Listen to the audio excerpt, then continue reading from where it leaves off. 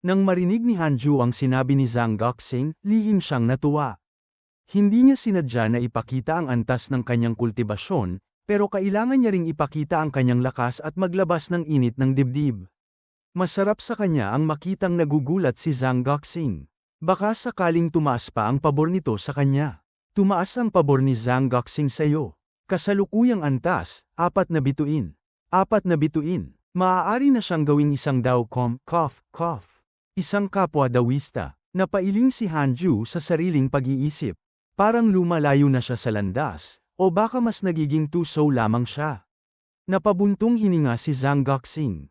Napakabilis ng iyong pag-akyat. Mayroon na bang immortal chi sa mortal na mundo?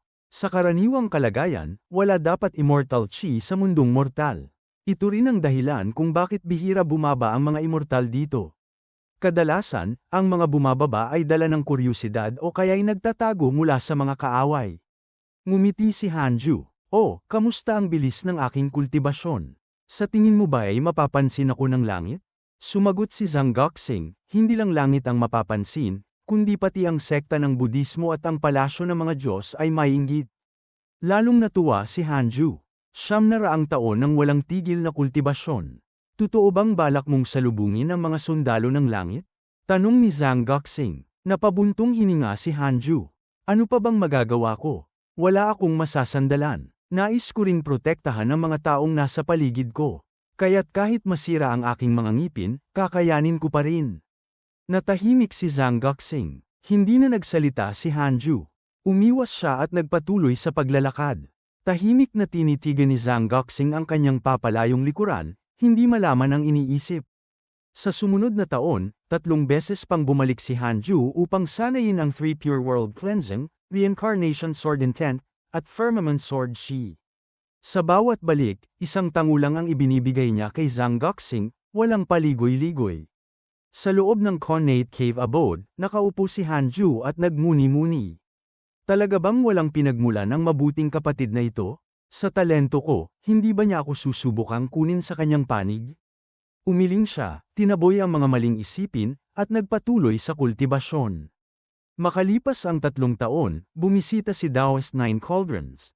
Matagal na itong hindi dumadalaw, isang senyales na tahimik ang Jade Pure Sacred Sect. Matagal tayong di nagkita. Kumusta ang kultibasyon ni Elder Han? Bati ni Taoist Nine Cauldrons nang nakangiti. Sa di malamang dahilan. Biglang naalala ni Hanju si Li Qingzi, ang taong walang pakundangan at laging diretsahan. Ngumiti siya, mabuti naman, may nangyari ba sa labas? Tumango si Taoist Nine Cauldrons, seryoso ang mukha. Malaking bagay ito, ang mga demonyo ay nagtitipon. Nagtitipon, para saan? Isang Demon Emperor ang lumitaw. Ipinahayag niyang pangungunahan niya ang lahi ng mga demonyo tungo sa kasaganaan. Sinasabing may basbas siya mula sa isang immortal emperor ng lahi ng demonyo sa itaas na mundo. Pagkatapos ng digmaan ng tama at mali, humina ang mga tao. Kapag matagumpay ang pagtitipo ng mga demonyo, baka hindi kayanin ng sangkatauhan. Kaya, ano ang gagawin ng Jade Pure Sacred Sect? Yan mismo ang ipinapayo ko. Ang mga banal na lupain ng tao ay nag-uusap na ng estratehiya, ngunit dahil kalat ang dalawang lahi, tiyak na magiging mas magulo ito kaysa sa nakaraang digmaan ng tama at mali. Kalma ang sagot ni Hanju. Huwag kang mangamba. Habang narito ako, ligtas ang Jade Pure Sacred Sect. Tungkol sa mundo, nariyan si Ji Xianshen ng Heavenly Immortal Manor. Hindi siya papayag na masira ito. Ibig mong sabihin, wala tayong dapat gawin? Matiyag ang dagdag ni Hanju, ayusin natin ang ating posisyon. Kahit nakuha natin ang Nine Dragon Sect, hindi ibig sabihin tayo na ang pinakamalakas sa 10 estado at 9 na dinastiya. Malalim ang buntong hininga ni Taoist Nine Cauldrons. Napagtanto niyang unti-unti ring nagiging gaaman ang ilang nakatatanda at disipulo. Nais nilang palawakin pa ang Jade Pure Sacred Sect. Kapag nagsimula na sa landas ng kapangyarihan, mahirap nang tumigil. Umalis siya na mabigat ang isip. Si Hanju naman, hindi na nagbigay ng malaking halaga. Basta't naroon siya, hinding-hindi mawawasak ang Jade Pure Sacred Sect. Pagbalik sa kanyang silid, binuksan ni Hanju ang mga email ng sistema. Ang iyong apo sa disipulo, si Fang Liang, ay inatake ng isang Demon King, X-12. Ang iyong mabuting kaibigan, si Ji Xianshen, ay inatake ng isang makasalanang kultibador, X170003. Ang iyong Dao companion, si Xing Hangshan, ay nakatagpo ng isang dakilang pagkakataon, umangat ang kanyang kaluluwa. Ang iyong apo sa disipulo, si Fang Liang, ay nakaunawa ng isang mystical na kapangyarihan sa gitna ng labanan. Ang iyong disipulo, si Tu Linga, ay inatake ng mga halimaw na demonyo, X54928. Ang iyong disipulo, si Tu Linga, ay nagsimulang mag-anyong Grand Magus. Ang iyong apo sa disipulo, si Merong Chi, ay inatake ng mga halimaw na demonyo, X204211. Ang iyong disipulo, si Zon Shangan, ay inatake ng mga halimaw na demonyo, X9842. Ang iyong mabuting kaibigan, ang Divine General, ay inatake ng isang Immortal Emperor. Muli na namang magulo ang mundo ng kultibasyon. Napatingin si Hanju sa balitang tungkol sa Divine General. Isang Immortal Emperor. Noong una, dahil sa tapang ng Divine General, isinama niya ito sa listahan ng mga taong babantayan. Hindi niya inaasahang makakalaban na agad ito ng isang Immortal Emperor sa loob lamang ng ilang taon. Tila ang pagiging general ng langit ay puno ng panganib at sakripisyo. Kapansin-pansin, hindi ipinapakita ng sistema ang antas ng kultibasyon ng Divine General, gaya ng kay Di Hanggai, nananatili itong misteryo. Sa kabilang banda, labis din ang dami ng mga atake kina Zon Shangan at Merong Chi. Mahigit 200,000 halimaw ang umatake kay Merong Chi sa paglipas ng mga taon. Kung tutuusin, tunay ngang kamukha ni Zon Shangan si Tang Seng, higop ng mga demonyo at halimaw. Pero hindi nag-alala si Hanju. Nariyan naman si Merong Chi, na nasa antas ng Void Amalgamation Realm, katumbas ng isang Demon Saint. Hindi basta-basta siya mapapatay ng mga Demon King. Nagpatuloy siyang suriin ang kalagayan ng iba pang mga kaibigan at mga immortal ng langit. Lahat sila ay walang humpay na inaatake ng mga demonyo, lampas 300,000 beses. Napakalupit, sobrang lupit, bulong ni Hanju. Bigla niyang naisip, baka hindi magandang sumali sa langit. Hindi man ito pinakamalakas na kapangyarihan, ito ang pinakakilala, kaya tiyak na maraming mata ang nakatuon dito. Kung ganoon, isip niya, kahit umakyat ako, mas mabuti pang magtago sa isang nakatagong sekta. Ang langit ay sobrang maingay. Hindi ito para sa akin. At nagpatuloy siya sa kultibasyon. 2 taon ang lumipas. Bumalik si Tu Linga at agad na dumalaw kay Hanju. Lumuluhod siya sa kanyang harapan, puno ng tuwa. Master, sa aking pagbabalik, inatake ako ng mga halimaw na demonyo. Sa gitna ng laban, bigla kong naalimpungatan ang isang misteryosong kapangyarihan. Pakiusap, tingnan ninyo ang aking katawan. Mayroon ba akong makapangyarihang dugo? Napakunot ang noo ni Hanju. Tingnan ang katawan. Sumulyap si Dao Comprehension Sword na may halong pagdududa. Nabahala si Tu Linga at agad naglinaw. Ang ibig kong sabihin, Master, noong nasa Heavenly Immortal Manor ako, kahit mataas ang aking talento, hindi nila natukoy ang anumang espesyal na dugo. Ngunit ngayon, bigla na lamang lumalakas ang aking katawan. Parang may kakaibang nangyayari. Tahimik na sagot ni Hanju, malamig ang tinig. Ang nakaraan mo ay hindi pangkaraniwan. Mabuting huwag mong ipagkalat ang bagay na ito. Kapag kumalat, haantong ito sa kamatayan na kahit ako'y hindi ka kayang protektahan. Nanlaki ang mga mata ni Tu Linga. Matagal mo na bang alam? Ipinapakita sa akin ng aking spirit heavenly eyes ang siklo ng muling pagkakatawang tao. Natigilan si Tu Linga, lalo pang nabaon sa paggalang. Maraming salamat sa iyong babala, Master. Pagkatapos ay naglabas siya ng kakaibang bagay na kahawig ng kabute. Master, ito ay isang likas na kayamanang binili ko gamit ang lahat ng espiritual na bato sa Heavenly Immortal Manor. Isa ito sa 3 pinakamataas na yaman sa kanilang imbakan. Napakunot muli ang noo ni Hanju. Alam ba ng Heavenly Immortal Manor na isa ka na sa aking mga disipulo? Sumagot si Tu Linga, wala na akong ugnayan sa kanila. Bago ako umalis, tinanggap ko ang napakaraming misyon bilang kabayaran. Pinayagan din ako ng aking dating guro. Ngayon, si Ji Xianshen na ang sentro ng manor, lahat ng yaman ay sa kanya na. Hindi nila tinutulan ang pag-alis ko, bagkus parang nakahinga pa sila ng maluwag. Naiintindihan ko, ani Hanju ng malamig, habang nakikita niyang biglang nalungkot si Tu Linga. Kayo mang mga henyo, wala pa ring panama kay Ji Xianshen. Mula nang bumalik siya sa Heavenly Immortal Manor, ang pangalan na pinakamaraming beses niyang naririnig ay si Ji Xianshen. Ang matinding pag-angat ng taong ito ay nagdulot ng bigat sa lahat ng henyo ng Manor.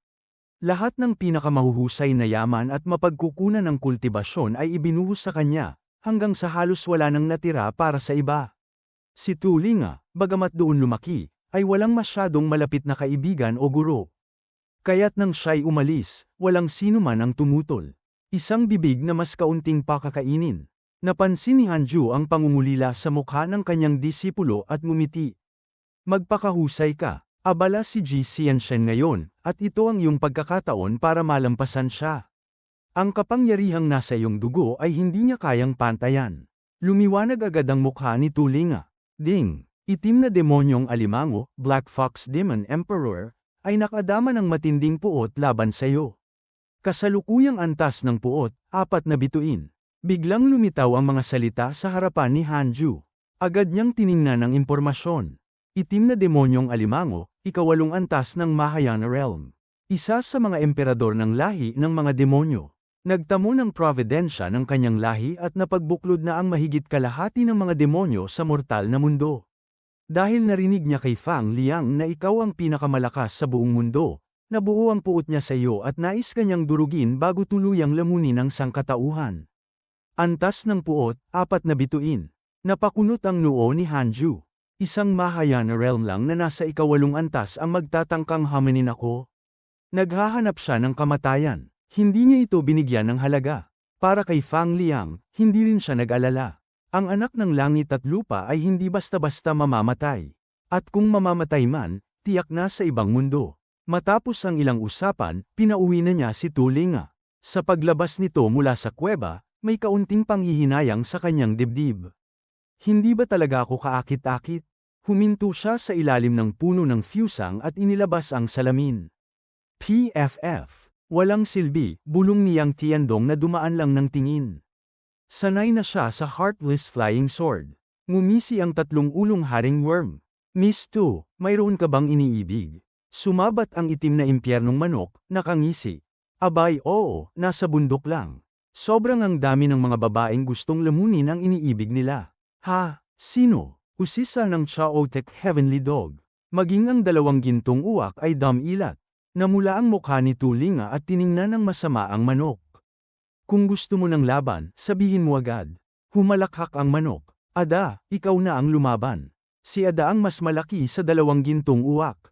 Ang isa ay tinatawag na shower. Napailing si Tu Linga at inirapan ang manok.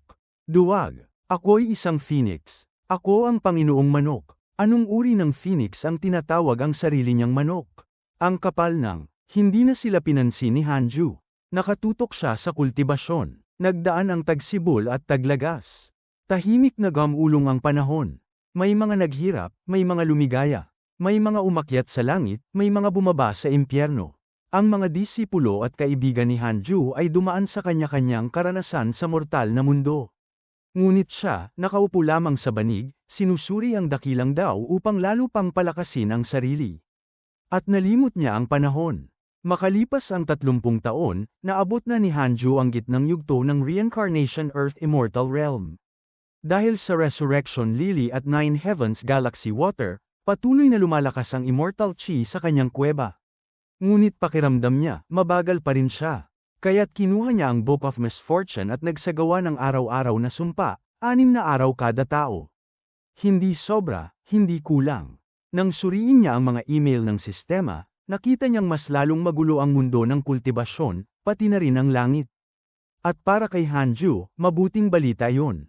Hanggat magulo ang langit, hindi ito bababa sa mundo ng mga mortal. Batay sa dami ng pag-atake na natatanggap ng mga immortal, mukhang magtatagal pa ang kaguluhan. Lalong lumalim ang interes ni Hanju sa mahiwagang Demon Saint. Isang nilalang na nakapagpasuko ng langit sa loob ng daan-daang taon, mas kahanga-hanga pa kaysa sa dakilang banal na kalaban ng langit mula sa Journey to the West. Kaya't kalahating taon niyang isinumpa ang kanyang mga kaaway. Bukod kina Vermilion Bird, Yang San, at Daoist Dan Qing, isinama niya lahat ng immortal na may galit sa kanya. Matapos iyon, nakaramdam siya ng ginhawa. Ito ang kabayaran ng kanilang pagkamuhi sa akin. At nagpatuloy siyang magkultiba. 2 taon pa ang lumipas. Dumating si Suchi. Simula nang bumalik ito, nagkulong siya sa kultibasyon. Ngayon, nasa body integration realm na siya. Sa paggising ng kanyang dibinidad, lalo pang lumawak ang kanyang potensyal. Pagpasok niya, lumuhad siya at nagbigay galang. Hindi pinaalis ni Hanju si Dao Comprehension Sword. Hanggat hindi sila nag-uusap, hindi siya mahahawahan ng malas ni Suchi. Master, wika ni Suchi, puno ng pag-asa. Matagal na akong nagkulong sa kultibasyon. Ramdam kong hindi sapat ang antas ko. Nais kong lumabas at magsanay. Mayroon ba kayong misyon para sa akin? Hindi siya tinanggihan ni Hanju. Tama lang na lumabas na ito. Hindi niya maaaring ikulong magpakailanman. Naalala niya bigla ang itim na demonyong alimango na nagpasimula ng puot 30 taon na ang nakalipas.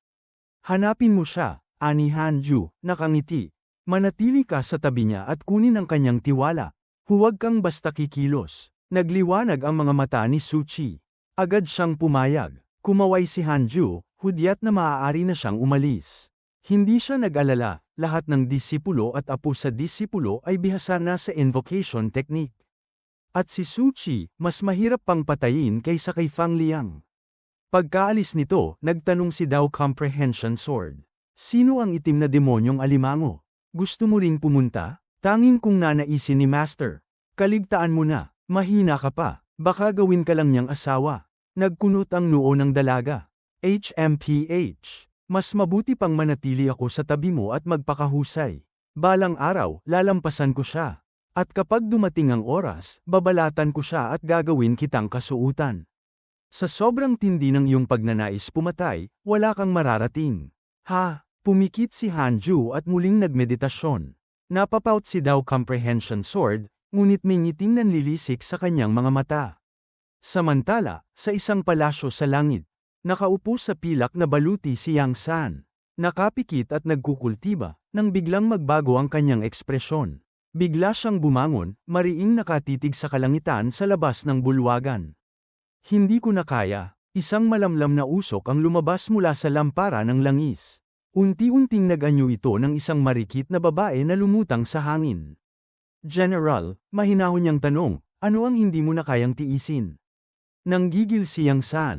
Patuloy ang digmaan ng langit laban sa Demon Saint, walang katapusan. Araw-araw, binabagabag ako ng alaala ng pagkamatay ng aking nakababatang kapatid na babae. At ngayon, may sumpa pang kumakapit sa akin. Tiyak na gawa ito ng batang iyon sa mortal na mundo. Bababa ako ngayon at papatayin siya.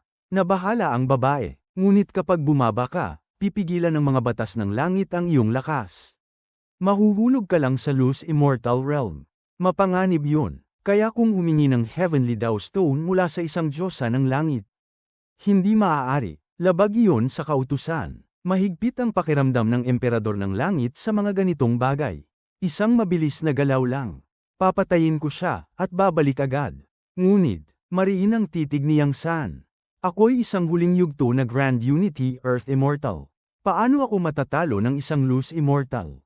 Ilang taon lang ang lumipas. Imposible na umabot na siya sa Earth Immortal Realm.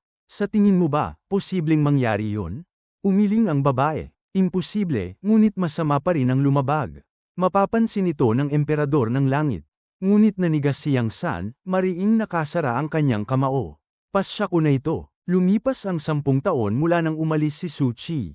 Patuloy na nagkulong si Hanju sa kanyang pagninilay at pag-eensayo, at ang kanyang antas ng kultibasyon ay unti-unting tumataas sa isang matatag na agos. Isang araw, iminulat niya ang kanyang mga mata at muling kinuha ang aklat ng kapahamakan upang magpakawala ng sumpa. Habang abala rito, binuksan din niya ang kanyang mga lihim na balita. Ang iyong kaibigang si Joe Fan ay muling pinanday ang pisikal na katawang namumuno. Pinag-isa niya ang kanyang nakaraan at kasalukuyang buhay.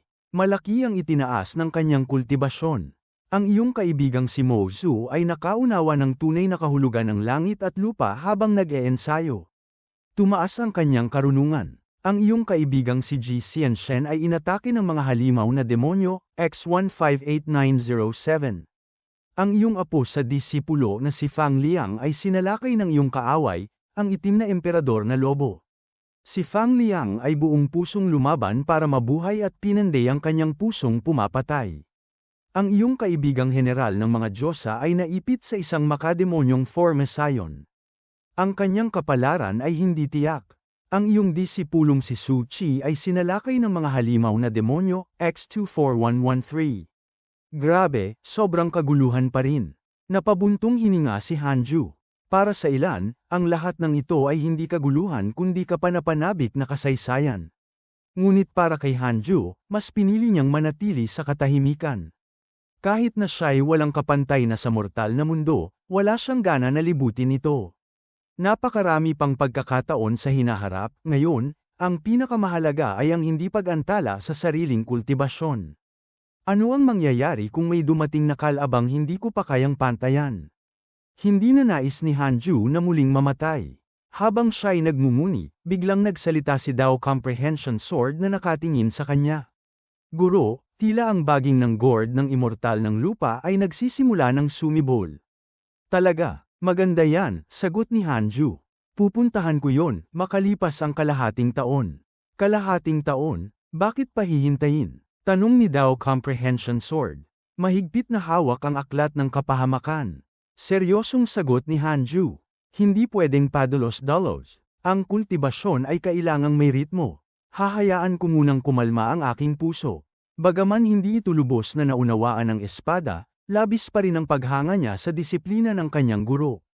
Makalipas ang kalahating taon ng walang tigil na pagsumpa sa kanyang mga kaaway, lumabas si Hanju mula sa likas na yungib ng kultibasyon at nagtungo sa ilalim ng puno ng fusang.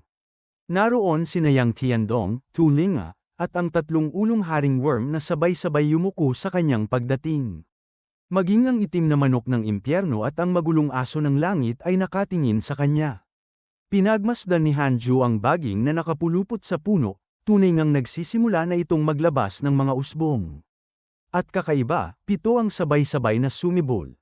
7, gaya ng alamat ng 7 gourd ng panahong sinauna. Gaya rin ng kwento ng 7 kapatid na kalabasa. Marahil, ang bilang na 7 ay may malalim na ugnayan sa mga batas ng mundong ito.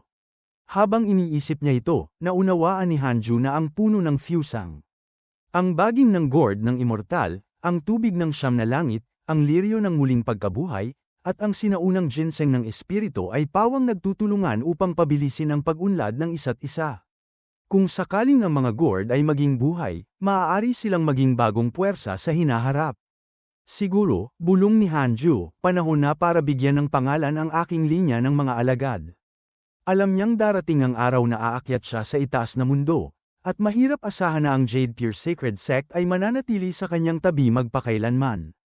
Marami itong sangay at iba't ibang pamana, ngunit hindi muna niya pinilit ang sarili. Maghihintay siya hanggang sa ganap na mahubog ang kanyang mga disipulo. Pagkatapos ng ilang sandaling pagmumuni, bumalik si Hanju sa loob ng yungib upang muling magnilay. Samantala, sa malawak na kalawakan ng mga bituin, isang malaking siwang ang bumukas. Mula roon, may isang nilalang na bumaba sa mortal na mundo. Si Yang San, balot ng makinang napilak na baluti, may korona ng dragon sa ulo, at tanda ng isang sibat na nagliliyab ng apoy, isang maladyos na presensya. Ngumiti siya ng malupit, dumating na ang inyong bangungot. Kasama ng matinding galit, naramdaman niyang muling nagliliyab ang sugat ng nakaraan, ang pagkamatay ng kanyang nakababatang kapatid na si Yanjun, ang babaeng pinakamamahal niya. Sa takot na madiskubre ng kanilang guro ang kanilang ugnayan, hindi nila ito ipinahayag, ngunit sa bandang huli, ang kanyang pagpayag na bumaba si Yanjun sa mortal na mundo ang naging sanhi ng trahedya. Kung hindi siya makaganti, mababasag ang kanyang Dao Heart. Kaya't pinisil niya ang kanyang mga daliri at naghanap ng bakas. Mabilis niyang natuntun kung saan napatay ang kanyang junior, at kung sino ang responsable. Hanju, pupugutan kita ng ulo, kukunin ang iyong kaluluwa, at dadalhin sa langit upang pahirapan magpakailanman. Sa sobrang galit ng inaasahang paghihiganti, halos hindi na makapigil si Yang San sa sarili. Sa Jade Pure Sacred Sect, sa bundok ng masigasig na pagkultibasyon tungo sa pagiging immortal, muling narinig ni Hanju ang pamilyar na tinig. Kaibigang Guan, dali, magkita tayo sa nakasanayan nating lugar. Si Ji Xianshen na naman. Napangiwi si Hanju, araw-araw na lang ba ito? Para bang wala nang ginawa kundi kulitin ako. Napilitang tumindig si Hanju at naglakad patungo sa kagubatan kung saan naghihintay si Ji Xianshen na may ngiti sa labi.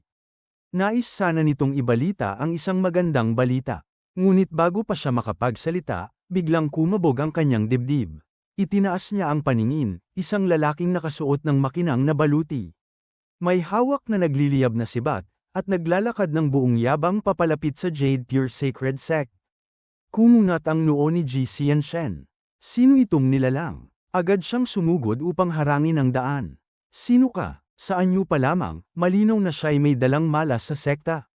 At bilang kinikilalang numero 1 sa mundo, tungkulin ni Ji Xianshen na ipagtanggol ang matuwid na daan. Kung sakaling mapalayas niya ito, may utang na loob pa si Hanju sa kanya. Ngunit malamig ang titig ni Yang San. Lumayas ka, umangat ang galit ni Ji Xianshen. Napakayabang. Kasabay ng sigaw, bumalat sa kanyang katawan ang naglalakihang kidlat. Ngunit bago pa siya makapagsimula, biglang umindayog ang sibat ni Yang San. Bumulwak ang makapangyarihang puwersa, at tumilapon si Ji Xianshen, bumagsak habang sumusuka ng dugo. Hindi nag-aksaya ng oras si Yang San at diretsyong tumingin sa malalayong 18 tuktok ng Jade Pure Sacred Sect. Muling pumalo ang kanyang sibat, isang dambuhalang dragon ng apoy ang umarangkada. Winawasak ang mga bundok at pinapalis ang mga ulap. Walang hiya ka, sumigaw si Ji Xianshen. Bumangon siya, magulo ang buhok at naglalagablab ang mga mata. Mula sa langit, nagsimulang bumuo ang makapal na mga ulap na kulog, binabalot ng nakamamatay na kuryente ang buong kalangitan. Sa isang iglap, ang kanyang katawan ay tila naging katawan ng Diyos ng kidlat. Napakurap si Yang San. May ganito palang kakayahan ng isang tao sa mortal na mundo. Mula sa mga palad ni Ji Xianshen, nagbagsakan ang walang humpay na mga bolte ng kidlat. Sumasalakay mula sa lahat ng direksyon. Ngunit mabilis at matatag na inikat ni Yang San ang kanyang sibat, pinapawi ang mga ito. Napansin niyang ang apoy na dragon na pinakawalan niya ay biglang naglaho.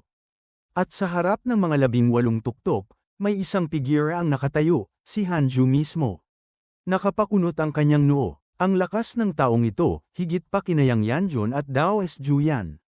Sa ilalim ng puno ng fusang, sabay-sabay na nakatingala sina itim na manok ng impyerno, ang dalawang ginintoang uwak. Ang magulong aso ng langit, Dao Comprehension Sword, ang tatlong ulong WYRM King, Tulinga, at Yang Tiandong. Lahat sila'y balot ng kaba. Sa kanilang paningin, ang kalangitan ay puno ng mga kulog at kidlat, para bang magugunaw na ang mundo. Ang matinding presensya ng labanan ay bumalat sa buong Jade Pure Sacred Sect, dahilan upang maglabasan sa kani-kanilang kulungan ang lahat ng kultibador, nakatingala sa himpapawid. Si Ji Xianshen, puno ng matinding galit, ay tuluyan ng hindi pinansin ang pagkakakilanlan ni Yang San. Sunod-sunod niyang ibinagsak ang kanyang mga palad, pinupuno ng walang hanggang Diyos ang kidlat ang kalangitan, at winawasak ang espasyo sa paligid ni Yang San.